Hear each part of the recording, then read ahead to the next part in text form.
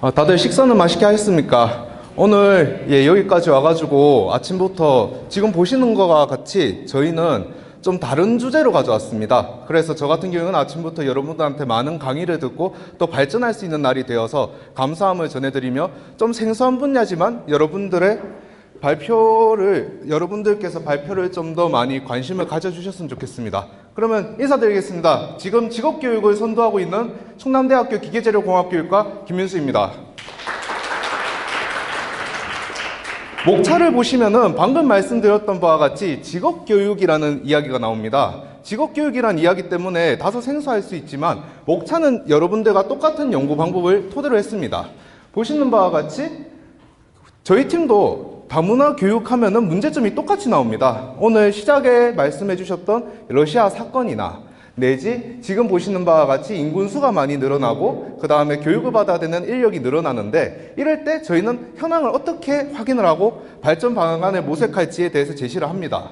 또한 지금 보시는 바와 같이 학교에서는 선생님들이 다문화 교육을 접할 기회가 부족했다. 그리고 학생들은 다문화 교육을 받았음에도 학교 적응이 힘들었다는 이 문제점이 나오고요. 저희가 직업교육 관점으로 봤을 때 최종적으로 학생들은 직업을 제대로 가지지 못하고 있습니다. 지금 표를 보시는 바와 같이 대부분 일용직을 전전하거나 아니면 임시직을 하고 있는 이런 상황에 저는 당연히 직업교육에서 어떤 문제가 있으면 학생들에게 이런 효과가 나타나는가 이렇게 생각을 하기 참 쉽습니다. 참 쉽죠. 그렇기 때문에 지금 여기서 보신 자료를 여러분들께서 다시 한번 생각을 해보셔야 됩니다. 지금 있듯이 결국에는 직업 속에서 또한 제 역할을 못하고 있다는 점, 이 점을 도대체 어떻게 봐야 되는가, 이 점에 대해서 제대로 토론을 시작하기 전에 잠시 생각하는 시간을 가지시겠습니다. 제가 지금 보여드린 다문화표 그리고 이 퍼센테이지는 여러분들께서도 전부 참고하셨는 퍼센테이지입니다. 갑자기 인구수가 증가하고 갑자기 이렇게 인원이 늘어났다. 이 점은 그러면 그만큼 우리나라가 살기가 좋아져서 아니면 어느 날 갑자기 인구가 딱 하고 생긴 것도 아니고 도대체 왜 이런지 한번 생각해 볼 필요가 있습니다.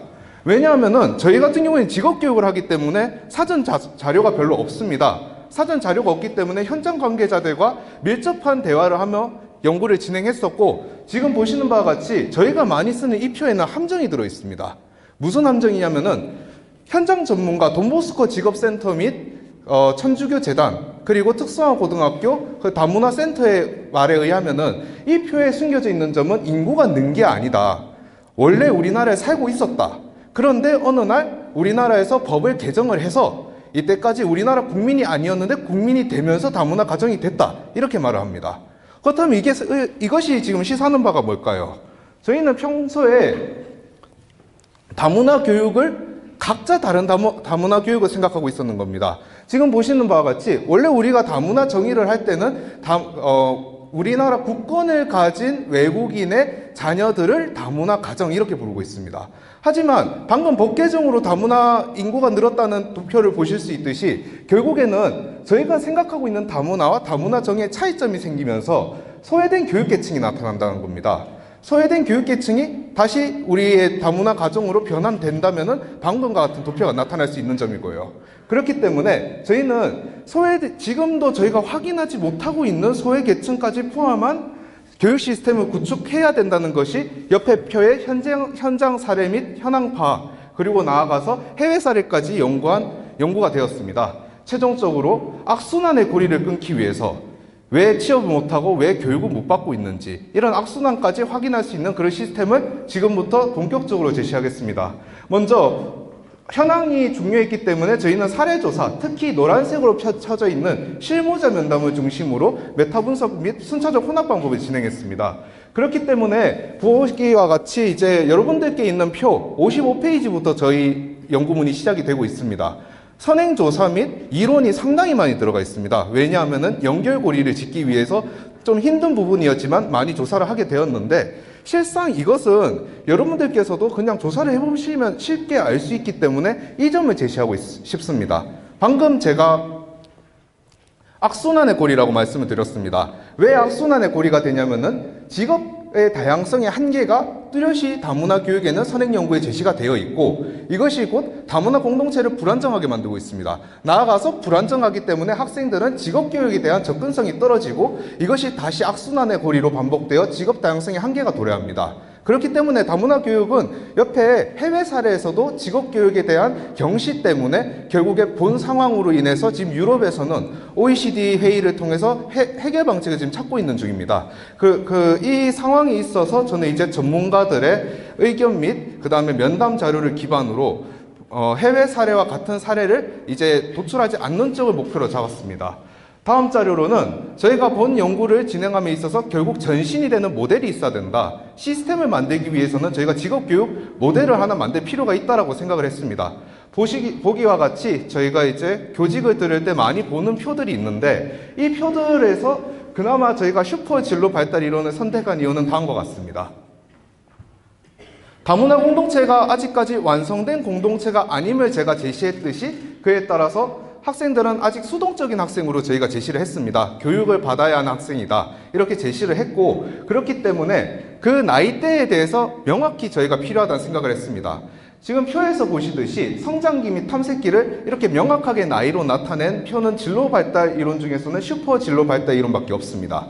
그렇기 때문에 지금 보시는 바와 같이 진로 선택, 포부, 발달을 정확하게 시기적으로 적용할 수 있는 모델을 저희가 가져와서 여기에 어떤 요소를 투입해야지 시스템을 구비할 수 있을 것인가에 대해서 생각을 하게 되었습니다. 따라서 지금 저희가 선행 자료를 위와 같은 과정을 통해서 가공을 했고, 이제는 실전평가에 해당하는 부분으로 넘어가겠습니다. 실전평가에서는 최종적으로 저희가 면담 자료 및 해외 조선족 학생들을 만나본 경험을 토대로 문제점을 3개를 제시했습니다. 위와 같이 직업교육에 대한 접근성이 낮음과 동시에 학부모들이 사회인지를 제대로 못하고 있다는 점, 그리고 마지막으로 교원 및 산업체가 참여가 미비하다는 것보다도 정확히는 접근성이 떨어졌기 때문에 참여가 미비했다, 이렇게 제시를 하고 싶습니다. 옆에 보시듯이 해결 방안으로 있는 본격적인 교육 준비가 필요하다, 내지 학부모와의 소통, 나아가서 체계적인 과정이 필요한데, 여기서는 이 체계적인 과정을 연수를 통해서 진행을 한다면은 과연 어떤 표가 나올까 생각을 했을 때, 여러분들께서 지금 보시는 표와 같은 이 여러 가지 환경을 리사이클링을 해서 여러 번 수정을 했습니다. 최초 표를 만들었던 것도 지금 표와 다르듯이 최종적으로 만들어진 표는 다음과 같습니다. 저희는 직업의 다양성이 떨어진다는 전제를 세웠기 때문에 현재 학생들의 직업 상태와 나아가서 일반 학생들과의 차이점에 대해서 한번 제시를 해봤습니다. 현재 위에 있는 갈래가 다르듯이 다문화 학생들은 그러면은 어떤 충격을 받아야지 직업을 더 다양하게 받을 수 있는 기회를 가질 수 있을까를 생각했습니다. 그렇기 때문에 최초로 직업군에 대한 제시를 하였고, 두 번째로 교육 내용은 지금 이거 좀 표가 높네요. 여기 저기쯤에 있는 교육 내용 또한 여러 가지로 교사도 있고, 보시듯이 학부모 교육도 있고, 그리고 교원들을 연수를 어떻게 진행해야 되는지, 그 과정에 다문화 지원센터가 있는지 아니면 다른 센터가 있는지에 대해서도 제시를 했습니다. 또한 방금 말씀드렸듯이 성장기 및 탐색기가 상당히 중요하기 때문에 성장기 및 탐색기 이위에 제가 제시를 하였지만서도 이 표 같은 경우에는 성장기, 탐색기 사이에도 적용할 수 있습니다. 한마디로 저는 지금 고등교육, 정확히 중등단계 직업교육의 교원이 될 것이지만, 이 교육은 초등학교 교육에서도 이루어질 수 있다는 점을 저는 충분히 시사하고 싶었습니다. 따라서 또 이런 표 자체가 체계적인 도입, 우리나라가 해외에 비해서 워낙 더 뛰어난 점이 하나 있지 않습니까? 체계적으로 저희는 잘 짭니다. 체계적인 도입을 이렇게 제시하는 것이 저희 모델이 되었는데, 모델을 이렇게 만들었다고 하더라도 무슨 의미가 있겠느냐 싶습니다. 왜냐하면은 모델을 만들고 방금 제가 보여드렸던 리사이클링 중에서 어디에 적용을 해야 되고 어느 분야에 필요한지를 저희는 충분히 모색을 해야 됩니다. 그 모색한 표가 지금 다음과 같습니다. 교육과정. 저희는 교육과정을 통해서 학생들에게 체계적인 교육을 행하고 있습니다. 그렇기 때문에 교육과정에 대해서는 어떻게 적용을 하여야 하고, 그 다음에 연수에서는 선생님들에게 어떤 내용이 필요한지, 나아가서 학부모에게도 앞서 저희가 언급한 이 사전 연구에 있어서는 학부모와 학생들의 관계가 상당히 중요하게 점쳐지고 있습니다. 이 점을 고려하고 마지막으로는 제가 자료에도 안 넣어놨지만 이제 한 번에 보여드리기 위해서 좀 따로 빼놓은 부분까지 이렇게 4가지를 제시하고자 합니다. 첫 번째는 좀 생소하실 거라는 생각이 듭니다. 수업 시수표를 여러분들께서 많이 짜보셨지만 제가 가져온 수업 시수표 같은 경우에는 최근 개정된 2015 개정 교육과정 중에서도 직업교육의 NCS 기반 교육과정을 가져왔습니다. 국가직무기초능력제도라는 면에서 본 이수를 보다 기초국어, 통합국어로 나누어져 있는 상황에 학생들에게 어떻게 적용을 할 수 있을 것인가, 이런 관점입니다.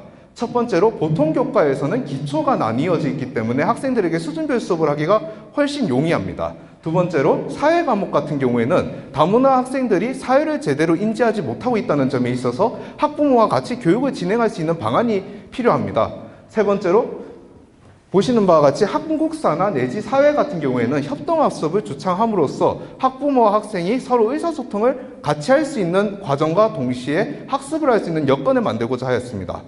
보통 교과 같은 경우에는 여러분들께서 이렇게 좀 편하게 이해를 하실 수 있지만 직업교육에 있어서 저희가 어떤 생각을 해봐야 될지 한번 보겠습니다. 먼저 저희는 이제 다문화 가정이 언어를 지금은 잘 한다.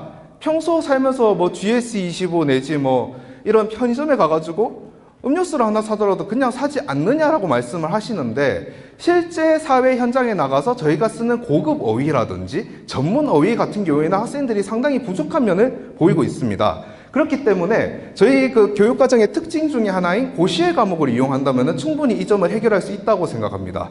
제가 예시로 지금 만든 표기 때문에 그 부분 양해해 주실 때, 고시의 실무 과목의 산업 현장에서의 공부와 언어는 제가 임의로 만들어 본 수업입니다. 본 프로젝트를 시행하면서 이 과목을 이렇게 만들어서 어디에 적용을 하지라고 생각을 했을 때 마침 저에게 기회가 찾아와서 연변에 한 달 동안 교생 실습을 다녀왔습니다. 연변이라고 말씀을 드리면 이제 조선족 학생들이 모여있는 중국어와 한국어를 혼용해서 사용하는 학교였는데, 그 수업에서 실제로 지금 제가 수업에 사용했던 교육과정표는 다음과 같습니다.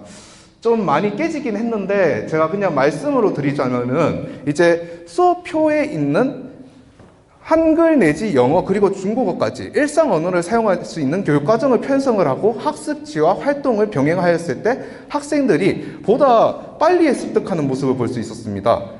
예시로 저희가 버니어 캘리퍼스라고 하는 치수를 재는 자 같은 게 있는데, 현장에서 학생들은 중국어로 이제 요비오 카츠라고 부르고 있습니다. 그런데 제 수업을 듣고 나서 제가 실습 수업을 들어갔을 때 학생들은 그 물건을 보고 이제 버니어 캘리퍼스 어디 있습니까 선생님이라고 찾아올 수 있을 만큼 단 2시간의 수업이었는데도 학생들은 습득 속도가 빨랐습니다. 그렇기 때문에 본 과목을 제가 제시하는 이유는 저희가 다문화 교육을 자칫 잘못하면은 일반 학생들을 차별시킬 수 있는 교육이다, 이런 주장이 끊임없이 나오고 있습니다. 하지만 본 수업 같은 경우에는 일반 학생들조차 평소에 어떤 산업 현장에서 어떤 용어를 쓰는지를 모르고 있는 상황이기 때문에 일반 학생들한테도 반드시 필요한 수업입니다. 그렇기 때문에 다문화 교육과 일반 학생들이 동시에 부족한 과목을 내지 부족한 소양을 저희가 찾아서 다음과 같이 수업 지도안을 짠다면 보다 교육과정에 적용하기 편하리라 생각을 합니다. 그 다음으로 연수와 관련된 내용입니다. 저희가 교원 연수 같은 경우에는 지금 보시는 바와 같이 프로그램이 이렇게 예시가 되어 있는데, 학부모 예시입니다. 제가 정정하겠습니다. 학부모 예시로 다음과 같이 지금 예시를 만들어 보았지만 실질적으로 본 과정은 전문가분들께서 짜시는 게 훨씬 수월하다고 생각을 합니다. 저 같은 경우는 여기서 말씀드리고 싶은 게 학부모와 학생들이 같이 학습을 할 수 있는 교육이 진행이 되어야 한다. 언어 교육 및 사회 인지 교육이 동시에 진행이 되고 나아가서 선행 연구에 제시되어 있는 패밀리 리터러시, 한마디로 부모와 자식 간의 유대감이 높아지는 것이 학생 교육에 큰 도움이 된다는 입장을 제시할 수 있다면 본 교육은 제가 충분히 진행될 수 있다고 생각을 합니다. 마지막으로 지금 선생님들께서 실제로 진행되고 있는 연수입니다. 대부분 지금 유료로 진행이 되고 있음과 동시에 접근성이 상당히 떨어지기 때문에 본 연수 또한 저희가 평소 중등 단계 교육을 받을 때 선생님들께서 연수를 하는 시간표를 예시로 한번 만들어 보았습니다. 본 연수가 2박 3일, 1박 2일 정도로 진행이 된다면 보다 좋으리라 생각을 하고, 마지막으로 드리고 싶은 말씀이 최초에 말씀드렸던 내용 그대로입니다.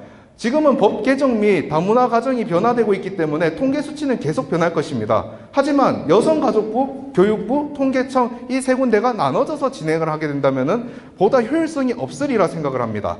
그렇기 때문에 저희는 이 통계를 좀 더 명확히 국가에서 제시를 해준과 동시에 이 시스템이 전방위적으로 구성이 되었을 때는 다음과 같이 직업교육의 활성화나 공동체 안정화를 통해서 우리 사회에 제대로 통합이 될 수 있고 이것이 곧 여러 산업 분야나 교육 분야에 있어서 고객을 창출할 수 있으리라는 생각을 합니다. 이상으로 꽤 어려운 내용이었고 직업교육에 대해서도 처음 들어보시는 분도 많으실 겁니다. 만약 궁금하신 점이 있거나 하면은 지금은 시간이 끝났기 때문에 개인적으로 찾아오셨을 때 최선을 다해서 답변을 드릴 수 있도록 하겠습니다. 감사합니다.